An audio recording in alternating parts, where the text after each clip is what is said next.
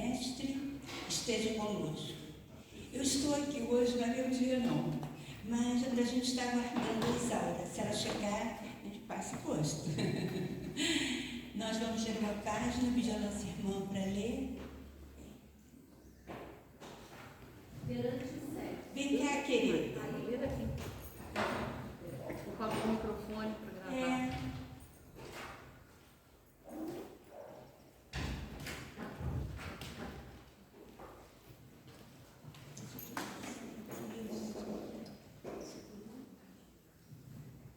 Perante o sexo.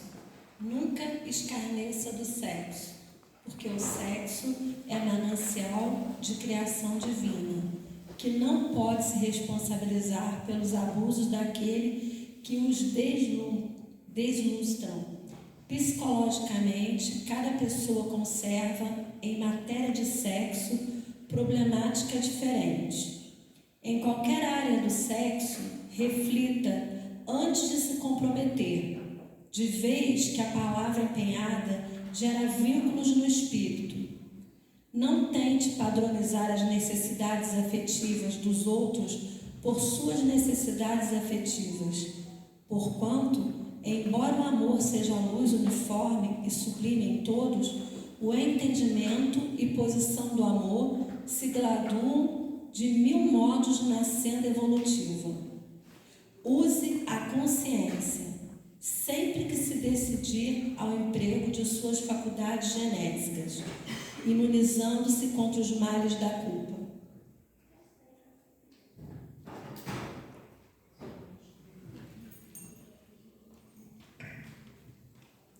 Mestre divino, querido amigo, guia de nossas vidas.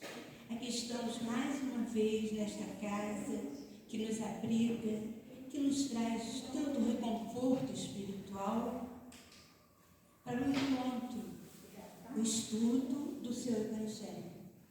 Rogamos, Senhor, aos mentores espirituais que por aqui estão, que amparem esses que vêm aqui buscar recursos, Senhor, que já até desencarnaram, estão por aqui buscando palavra amiga, reconforto espiritual, e todos nós que viemos nessa casa, que nos abriga com tanto carinho, que nos faz sentir tão melhor.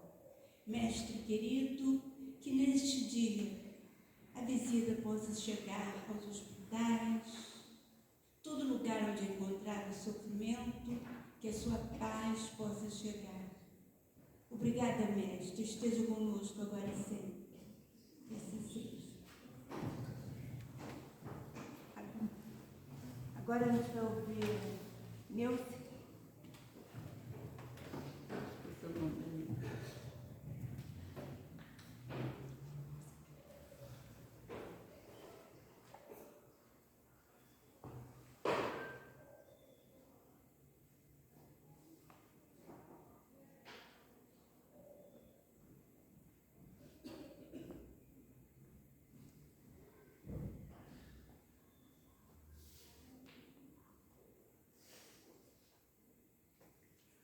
Boa tarde a todos. Hoje nos foi dado um tema bem desafiador. Do Evangelho, capítulo 23, o item 9 ao 18. Não vim trazer a paz, mas a divisão. Isso nos parece um pouco incoerente quando nós percebemos que quem falou isso foi Jesus. Ele fala tanto da paz, né? Ele diz que a minha paz vos dou. E, de repente, não vim trazer a paz, mas a divisão. E é aí que a gente tem que mergulhar para entender. Porque, antigamente, muito antigamente, lá em Moisés, que era olho por olho, dente por dente, tinha uma lei muito rígida devido à necessidade da humanidade naquela época. Em torno de 1500, 1600 anos depois, Jesus chega com seu amor, com a sua compreensão, com a sua mansuetude e com a sua paz.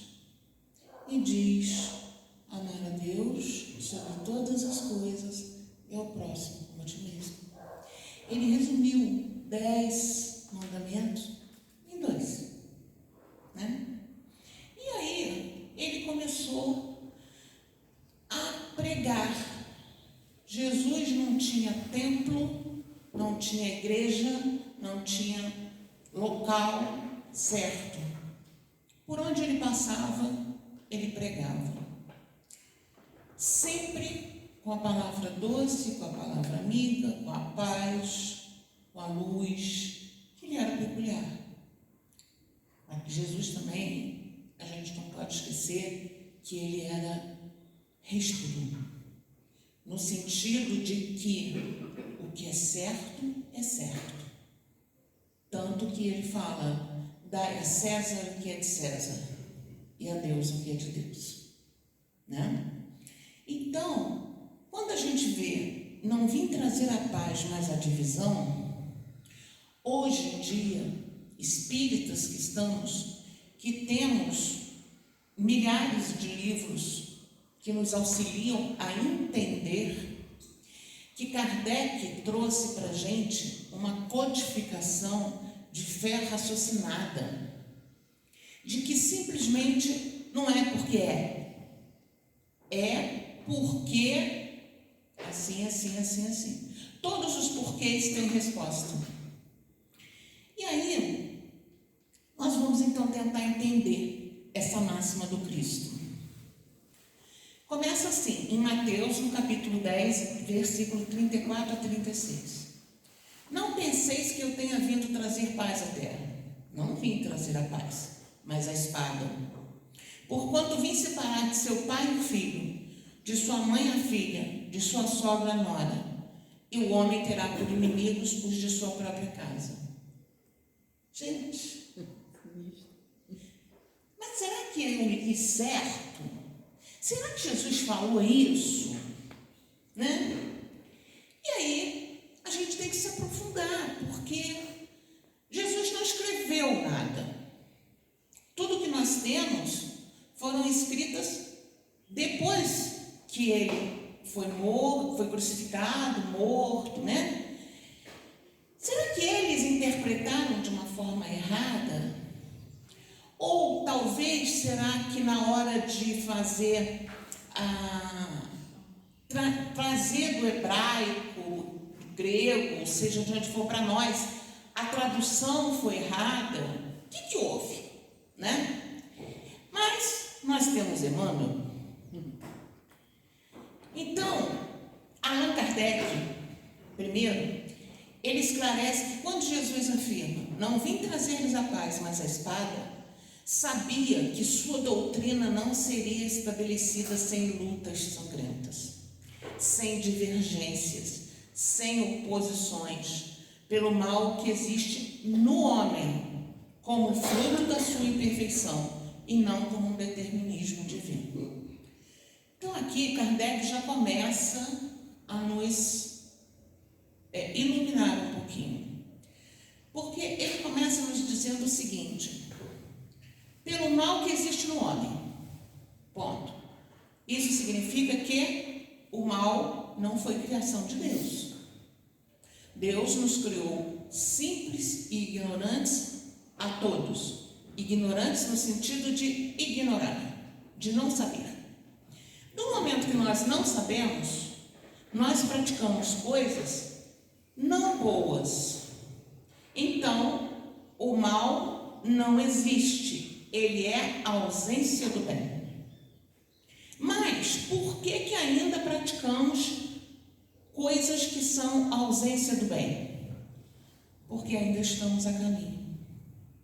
Porque ainda estamos numa longa distância. Nesse livro aqui, o Consolador, que não é a questão que eu marquei hoje, porque eu marquei hoje está dentro do nosso tema, tem uma questão que Emmanuel pergunta: qual a distância distância que nós estamos do Cristo? Resposta: a mesma do mineral para vós. Então, isso significa que nós estamos muito longe ainda da angelitude, da perfeição. Mas não estamos tão longe do animal, do instinto, que passamos por ele recentemente. Estamos caminhando, estamos engatinhando na fase nominal. Então, como nós ainda estamos nessa fase de entendimento, de infância, vamos assim dizer, nós ainda praticamos a ausência do bem, né? Mas, seguindo aqui, ele diz no Evangelho: vim para lançar fogo à terra, e que é o que desejo, senão que ele se acenda. Tenho de ser batizado com um batismo, e quando me sinto desejoso de que ele se cumpra. Julgais que eu tenha vindo trazer paz à terra? Não. Eu vos afirmo ao contrário, vim trazer a divisão. Pois, doravante, se acharem numa casa 5 pessoas, estarão elas divididas umas contra as outras. 3 contra 2 e 2 contra 3. O pai estará em divisão com o filho com o pai, a mãe com a filha com a mãe, a sogra com a nora e a nora com a sogra. Aí esse trecho já está em Lucas.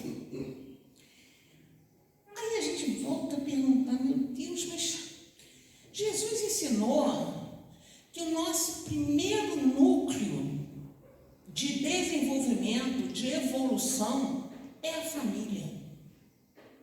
Que é ali que nós temos os melhores professores que precisamos para a nossa encarnação.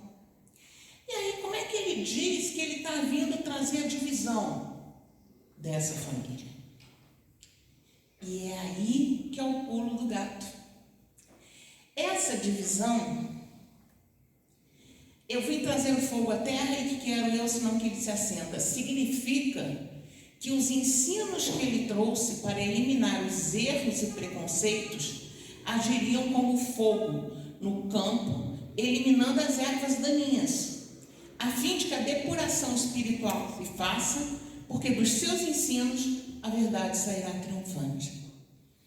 Aqui a gente começa a perceber que quando ele fala em fogo, em divisão, em espada, o que Jesus realmente está querendo matar? O homem velho, o orgulho, a vaidade. É isso que a espada veio trazer. É isso que a espada significa. E aí, quando a gente percebe, como naquele item, no slide anterior, ele falando da divisão da família, é a divisão que nós sabemos, como espíritas que estamos, que pela reencarnação, que é a nossa bênção divina, nós vamos receber sempre no nosso seio familiar espíritos simpáticos e às vezes espíritos difíceis, assim podemos dizer. Porque toda família tem aquela pessoa que fala assim: ela é a ovelha negra da família. Mas por que ela é a ovelha negra? Porque foi um espírito que estava vagando e caiu no nosso lar? Claro que não. Espiritualidade não tem acaso. Aquele espírito precisava de sentir a formação, o carinho, o amor de uma família. E aquela família precisava de sentir uma forma de amar diferente, desafiadora, difícil, mas que está aqui para que possamos evoluir juntos. E aí ele coloca, eles, a espiritualidade, eles colocam um espírito dentro do nosso seio familiar, para que a gente possa desenvolver paciência, humildade, resignação. Sabe por quê? Porque mesmo depois que se torna um adulto difícil, ele foi um bebê lindo, amado, desejado, paparicado. Então, é por isso que a gente fala, por exemplo, que o amor de mãe é o amor mais sublime, porque ele suporta tudo. Nós podemos citar como exemplo de um amor de mãe que suporta tudo a mãe de Lísias no nosso lar, que ela disse para André, né, que ela tinha que reencarnar. Ela não precisava mais reencarnar, mas ela iria reencarnar para receber o esposo, novamente com o esposo, que ele estava numa situação um pouco difícil, e iria receber as duas amantes como filho. Difícil, né? A gente pensar que a gente vai receber a amante do meu marido como filho. O que a gente faz com a amante do marido, gente? Mas é por isso que a gente vem com o véu do esquecimento. E aí a gente chega aqui e recebe aquelas duas crianças com um amor incondicional, que é o amor de mãe. E aí vai ajudar, auxiliar a evolução daqueles seres e do seu próprio, porque vai ter que ter paciência, resignação, resiliência e várias outras coisas. Apesar de que aqui a mãe chega também com o véu do esquecimento, mas a espiritualidade sabe. E ela assinou o contrato lá. Ó, aceito receber as duas amantes do meu marido como filhas. Ponto, assinado. E aí, vem? Né? Então, seguindo aqui no nosso assunto, assim o Espiritismo veio na época certa, revelar novas leis divinas que aclaram muitos dos ensinos de Jesus, recordam os esquecidos ou os mal entendidos, encontrando igualmente a oposição dos conservadores, dos acomodados e dos preconceituosos, não mais com lutas sangrentas pelo progresso da humanidade, mas com lutas de ordem moral. Recentemente, nós que fazemos estudo aqui na casa, nós tivemos a missão esse ano, início do ano, e foi apresentado em outubro, de ler o livro Ave Cristo. Quem não leu ainda, eu sugiro que leia. É bem interessante. E ele passa, e depois tem o Renúncia, que eu também li logo depois. Ele passa no ano 200, 230, 250 depois de Cristo. E ali está o início do cristianismo sendo perseguido. Muito perseguido. No Renúncia, principalmente, tem relatos das pessoas cristãs que se encontravam em catacumbas porque era proibido, porque se fosse descoberto seria preso, né? E os mais idosos, eles colocavam como postes para tacar fogo e iluminar, e o restante, principalmente mulheres e crianças, iam para as arenas serem devoradas pelos leões. Então, mas a fé deles era tão grande, mas tão grande, que eles entravam na arena cantando.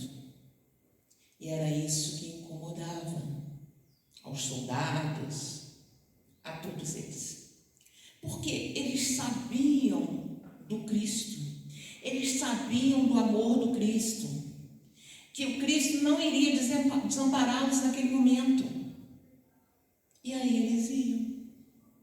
E os os homens, na maioria das vezes, eles eram colocados em madeiros, e esse madeiro tinha, vamos dizer assim, uma forma de ir rodando, né? Que prendia os braços aos pés, e esse madeiro ia esticando. Então, quanto mais o madeiro esticava, mais eles se quebravam, até a hora que desencarnavam e ateavam fogo nele. Então, gente, essa parte de lutas sangrentas pelo progresso da humanidade, vamos dizer assim, passou meio pedra, meio tijolo, né? Porque a gente sabe quanta coisa ainda existe hoje. Hoje, com a internet, com o acesso rápido de você saber o que está acontecendo nesse minuto no outro lado do mundo, o que a gente mais ouve é isso. Pai que matou filho, filho que matou pai, matou mãe, marido que feminicídio com a esposa, entendeu? Essas, não existe mais aquela coisa, vou atear fogo, vou te jogar para o leão comer. Mas ainda existe. Mas se a gente analisar o que está dizendo aqui, estas pessoas estão em lutas de ordem moral. Porque já são pessoas intelectuais, já são pessoas que já sabem mexer no celular, que sabem usar a internet, né? Mas moralmente elas ainda não progrediram. Será mesmo possível que Jesus, a personificação da doçura e da bondade, que não cessou de pregar o amor do próximo, haja dito: não vim trazer a paz, mas a espada? Vim separar do pai o filho, do esposo a esposa? Vim lançar fogo à terra e tenho pressa de que ela se acenda? Não estão essas palavras em contradição flagrante com os ensinos? Já falamos sobre isso. Não haverá blasfêmia em que atribuem a linguagem de um conquistador sanguinário e devastador? Não, não há blasfêmia, nem contradição nessas palavras, pois foi mesmo ele quem as pronunciou, e elas dão testemunho da sua alta sabedoria. Apenas um pouco equívoca, a forma não lhe exprime com exatidão o pensamento, o que deu lugar a que se enganassem relativamente ao verdadeiro sentido delas. Estamos chegando próximo. Se for notoriamente falsa, se a julgam isenta de consequências, ninguém se alarma. Deixam-na todos passar, certos de que lhe falta vitalidade. Então, se é falso, ninguém dá muita importância. Se, porém, é verdadeira, se assenta em sólida base, se lhe prevê no futuro um secreto pressentimento, adverte os seus antagonistas de que constitui um perigo para eles e para a ordem de coisas em cuja manutenção se empenham, atiram-se então contra ela e contra os seus adeptos. Eu vou ler esse para a gente comentar. Jesus vinha proclamar uma doutrina que solaparia pela base os abusos de que viviam os fariseus, os escribas, os sacerdotes do seu tempo. Imolaram, portanto, certos de que matando o homem, matariam a ideia. Esta, porém, sobreviveu porque era verdadeira. Engrandeceu-se porque correspondia aos desígnios de Deus e nascida num pequeno e obscuro burgo da Judéia. Então aqui a gente já começa a ver que Jesus sabia o que ele estava falando. Jesus não estava falando asneira. Jesus não estava falando ao acaso. Ele já sabia o que vinha depois. Ele já sabia o que estava acontecendo com os abusos dos fariseus, dos escribas e dos sacerdotes. Ele sabia. Então ele tinha que colocar um freio nisso. E aí ele usou palavra, um termo entendível para a época, né?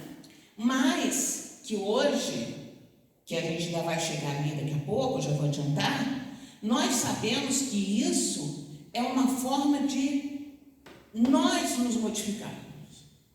Porque a mudança que eu quero ver no outro, ela começa comigo. A mudança que eu quero ver no mundo, ela começa comigo. Gandhi já falou isso. Então, e Gandhi, inclusive, acabei de falar sobre ele, Gandhi foi um grande exemplo de paz. Ele trouxe a paz sem guerra, sem violência, sem arma, né? Mas, quando nós falamos aqui de espadas, nós temos que entender que Jesus estava querendo cortar os nossos problemas individuais, morais. Aqui nesse livro, O Consolador, na pergunta 304, Emmanuel diz assim: qual o espírito destas letras? Não cuideis que vim trazer paz à terra, mas não vim trazer a paz, mas a espada. Resposta: todos os símbolos do Evangelho, dado o meio em que desabrocharam, são quase sempre fortes e incisivos. Jesus não vinha trazer ao mundo a palavra de contemporização com as fraquezas do homem, mas a centelha de luz para que a criatura humana se iluminasse para os planos divinos. Então, vejam, Jesus está além. E a lição sublime do Cristo, ainda e sempre, pode ser conhecida como a espada renovadora, com o qual deve o homem lutar consigo mesmo, extirpando os velhos inimigos do seu coração, sempre capitaneados pela ignorância e pela vaidade, pelo egoísmo e pelo orgulho. Então, nós podemos perceber que Jesus, ao falar da espada, que ele veio trazer a espada, é para que nós possamos usá-la conosco, dentro de nós, para tirar o homem velho, matar o homem velho e nascer um homem novo, o homem do Cristo, o homem que acredita no Cristo, o homem que tem a fé do tamanho de uma mostarda, mas que consegue transportar uma montanha de um lado ao outro. Foi plantar o seu estandarte na capital mesma do mundo pagão, em face dos seus mais encarniçados inimigos, daqueles que mais porfiavam em combatê-la, porque subvertia crenças seculares a que eles se apegavam muito, mais por interesse do que por convicção. Nesses livros que eu citei, de Emmanuel, Ave Cristo, Renúncia, que fala sobre o início do cristianismo, né, nos anos 200, mais ou menos, ele fala muito sobre isso, sobre os deuses que eles cultuavam na época. Platão, Vênus, Cibeles, né? Então, tinham vários, cada coisa tinha um deus diferente. E aí, eles apegavam isso por quê? Porque era mais fácil, porque era mais conveniente, né? Porque é melhor para a condição que eles estavam. É de notar-se que o cristianismo surgiu quando o paganismo já entrava em declínio. É isso que eu acabei de falar agora, que eles acreditavam nesses deuses e se debatia contra as luzes da razão. Ainda era praticado por forma a crença, porém desaparecera. Apenas o interesse pessoal o sustentava. Ora, é tenaz o interesse, jamais cede à evidência. Irrita-se tanto mais quanto mais peremptórios e demonstrativos de seu erro são os argumentos que se lhe opõem. Então, na época, nós podemos citar a própria crucificação do Cristo. O que Pilatos fez? Lavou as mãos, mas usou a democracia, porque ele disse: vocês escolhem o Cristo ou Barrabás? E aí ele lava as mãos. Por quê? Por que ele não tomou a decisão? Porque ele não queria se comprometer. Porque aqui ele tinha interesses, na época como fala aqui. E aí ele não queria se comprometer. Então ele falou, ele vai ser condenado, mas não fui eu. Né? É como hoje em dia, eu até vi isso no Facebook. Uma bala que atingiu o fulano. Quem matou? Foi a bala, foi o revólver. Né? Não foi o revólver que matou? Quer dizer, quem atirou, aí é outra história. Então, é a mesma coisa aqui. Ele tirou dele a responsabilidade dele, da frente dele, na frente de todos. Vocês o condenaram, era o que ele dizia, por interesse pessoal.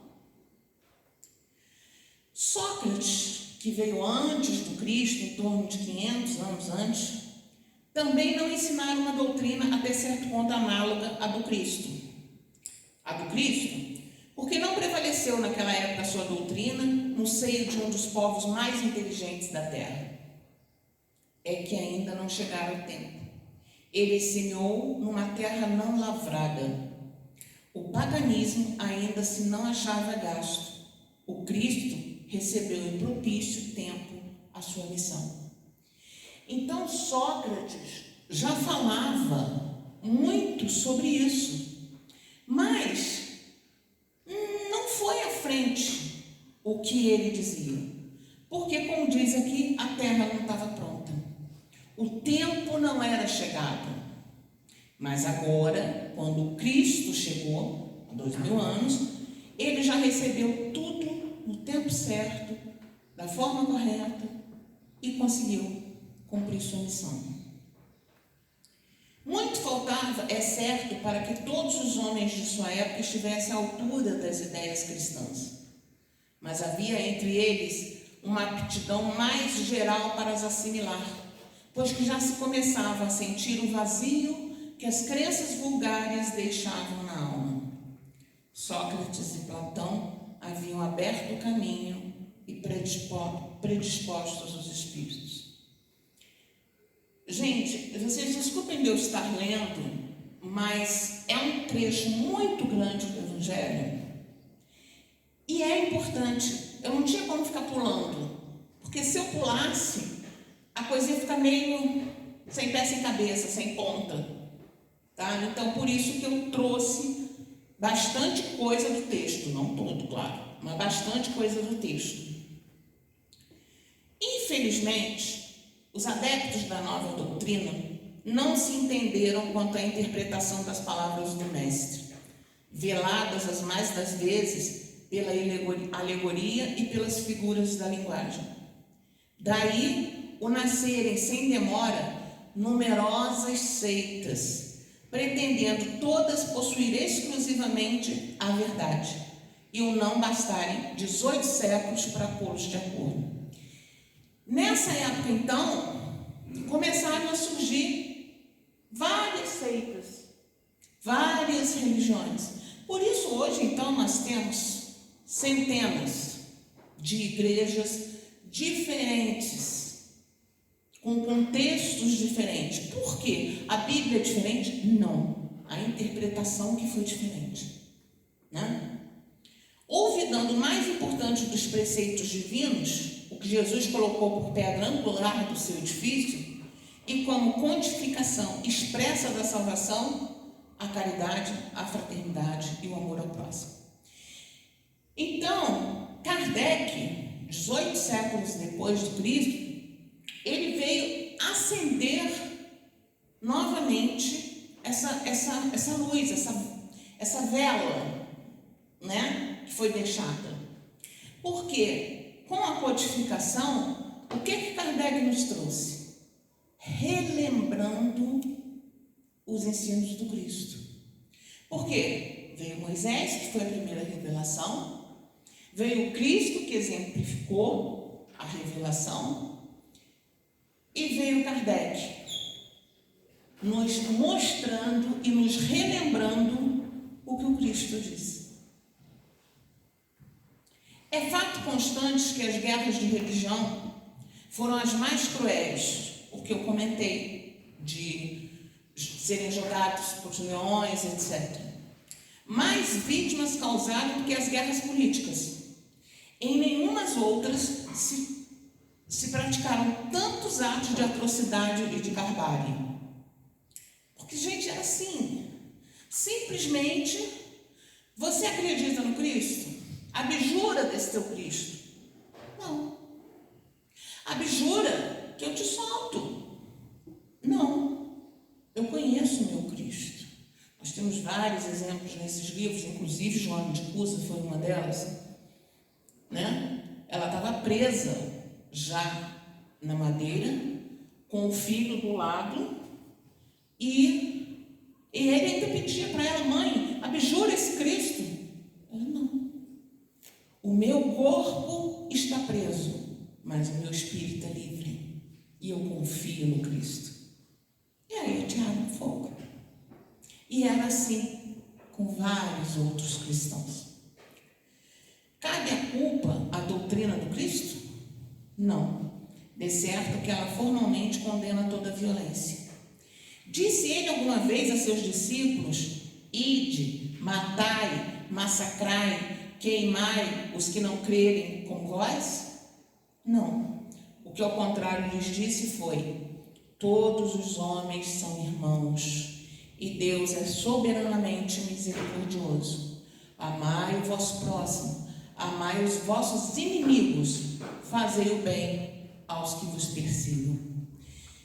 Então Jesus, ele não só nos trouxe a amar a Deus sobre todas as coisas, mas também ao próximo como a ti mesmo, mas também nos trouxe: ama o teu inimigo.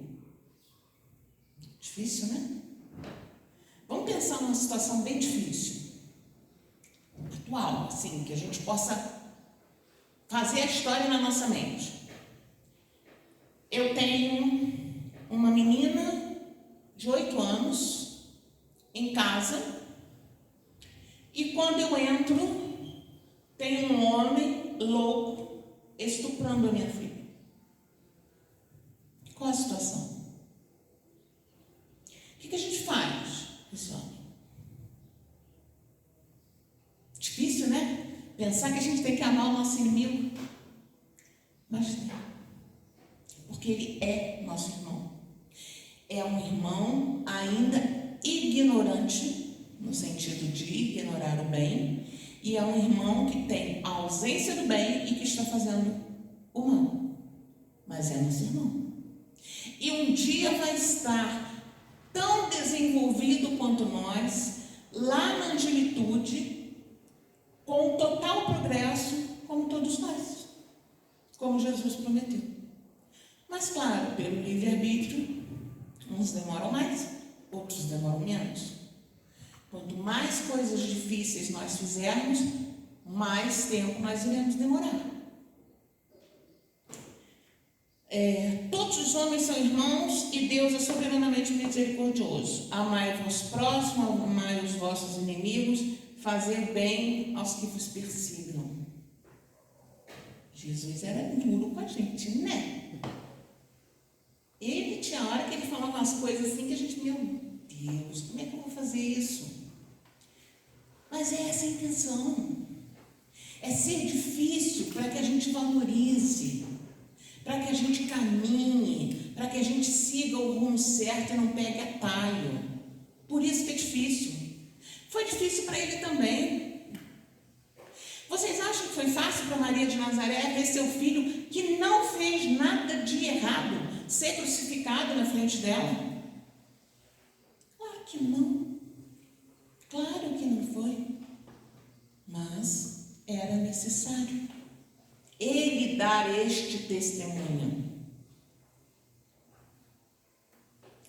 Em sua profunda sabedoria, ele tinha a previdência do que aconteceria, mas essas coisas eram inevitáveis, porque inerentes à inferioridade da natureza humana. que não podia transformar-se repentinamente. Cumpria que o cristianismo passasse por essa longa e cruel prova de 18 séculos para mostrar toda a sua força, visto que, malgrado todo o mal cometido em seu nome, ele saiu dela puro. Jamais esteve em causa. As invectivas sempre recaíram sobre os que dele abusaram.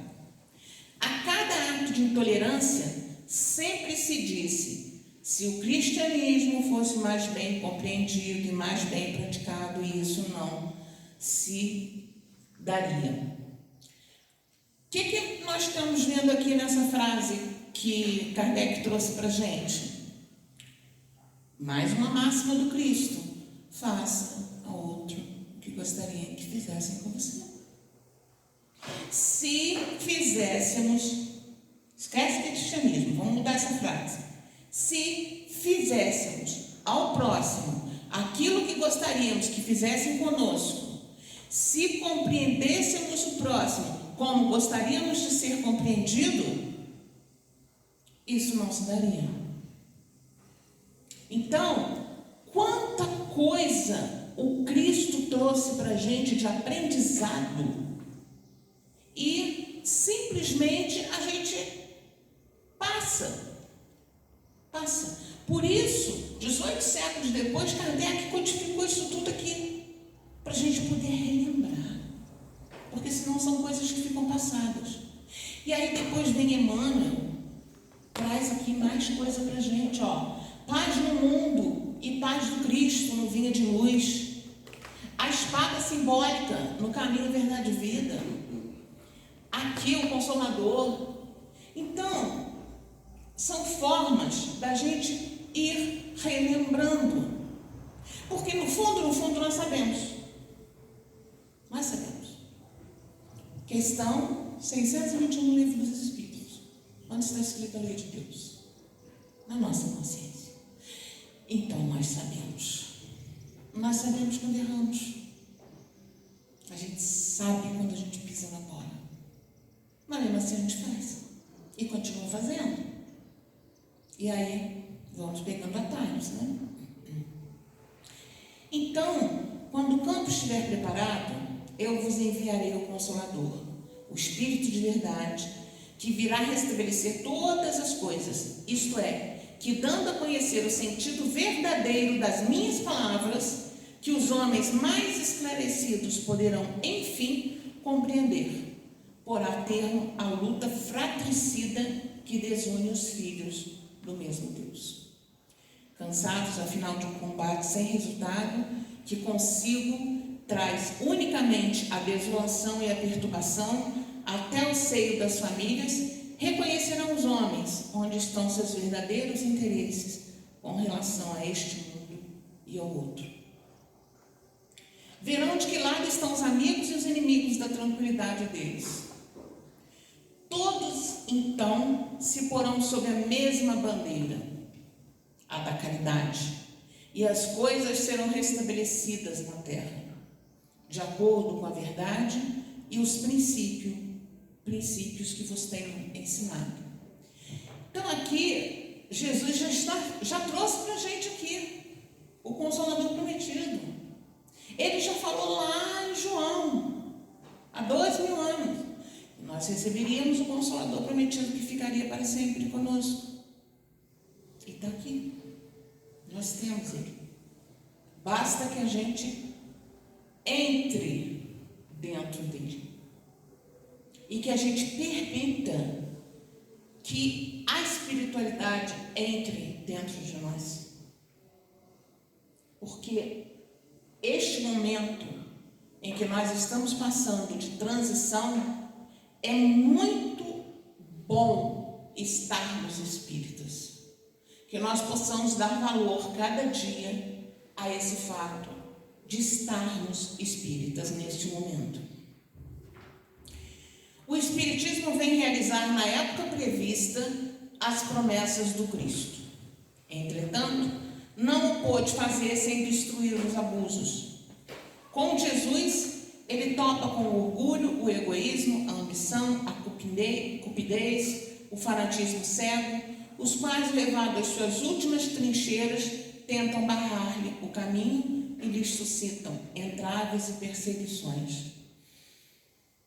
O Espiritismo, assim como o Cristo, teve vários entraves, vários problemas. Aqui mesmo, aqui no Brasil, né? Na sexta-feira, nós tivemos uma casa espírita adesa ao Terceiro Seu de Petrópolis, que é o Centro Espírita Amor e Caridade, que fez 100 anos.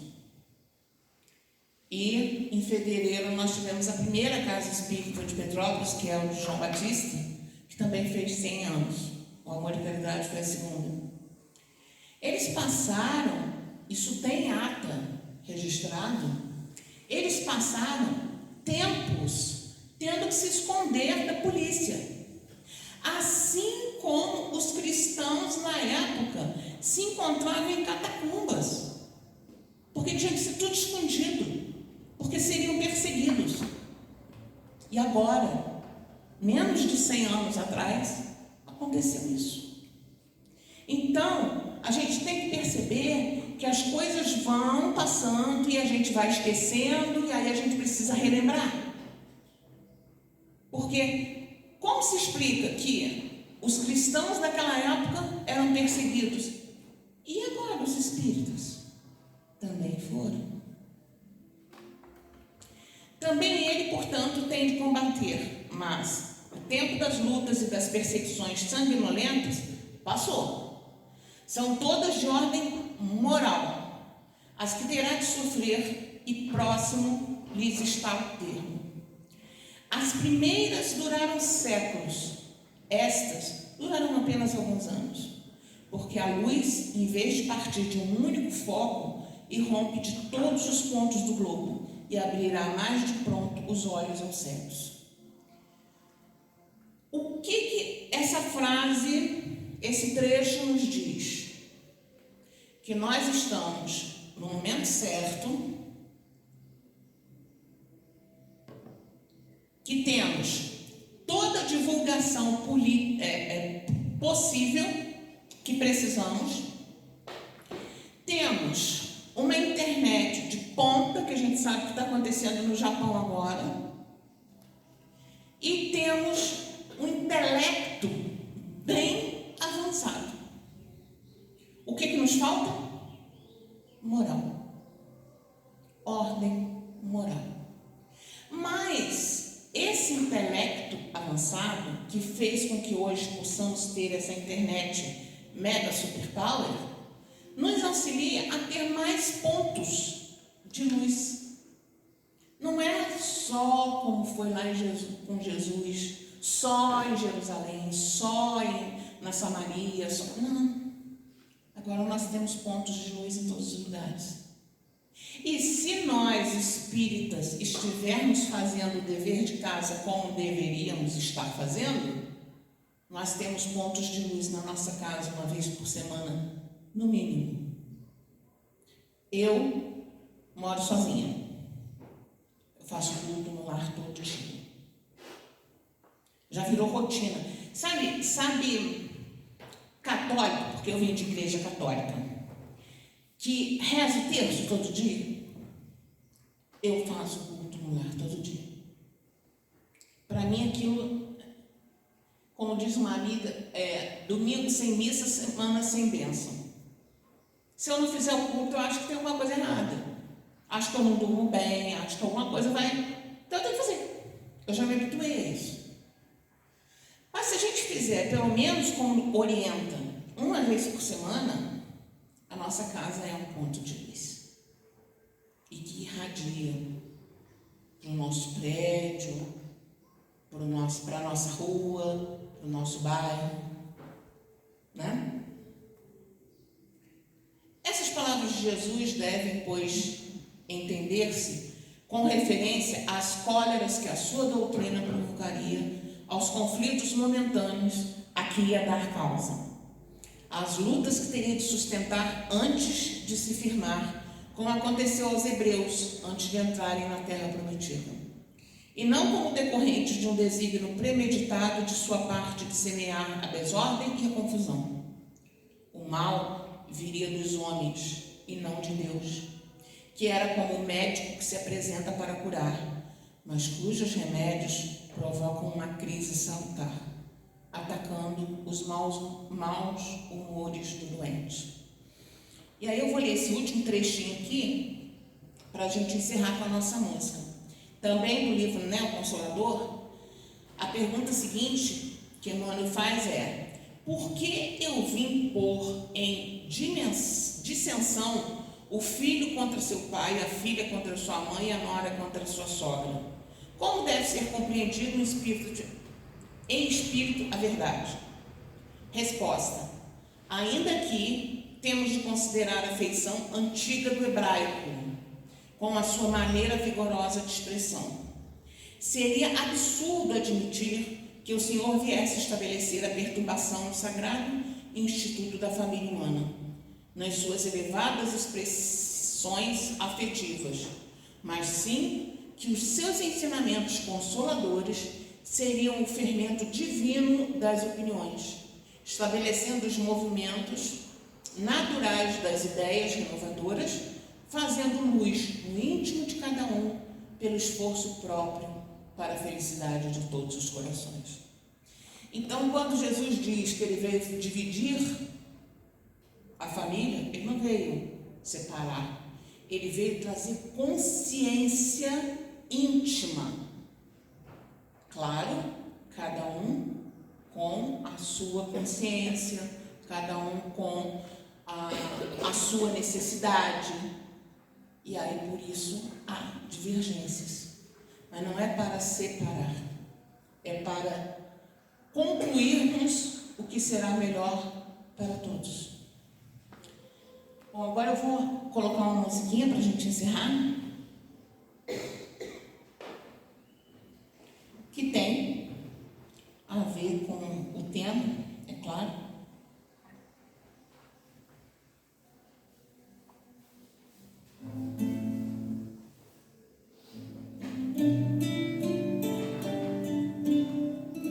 Aqui são os livros que eu usei, tá, gente?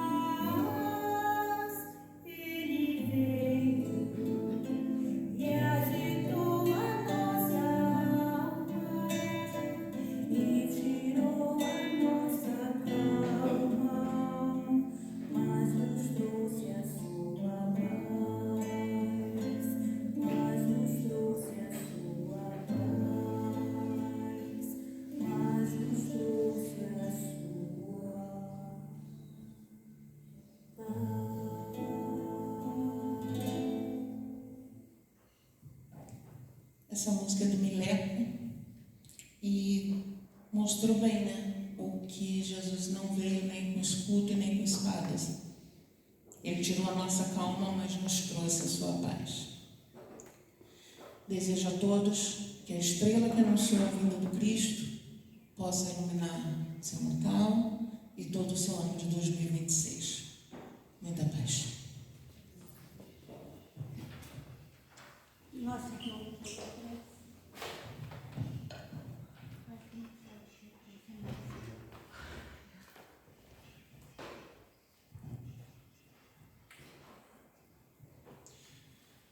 Meus irmãos, agradeçamos a Deus, agradecemos a Jesus por mais essa oportunidade de começarmos a semana ouvindo uma palestra tão esclarecedora.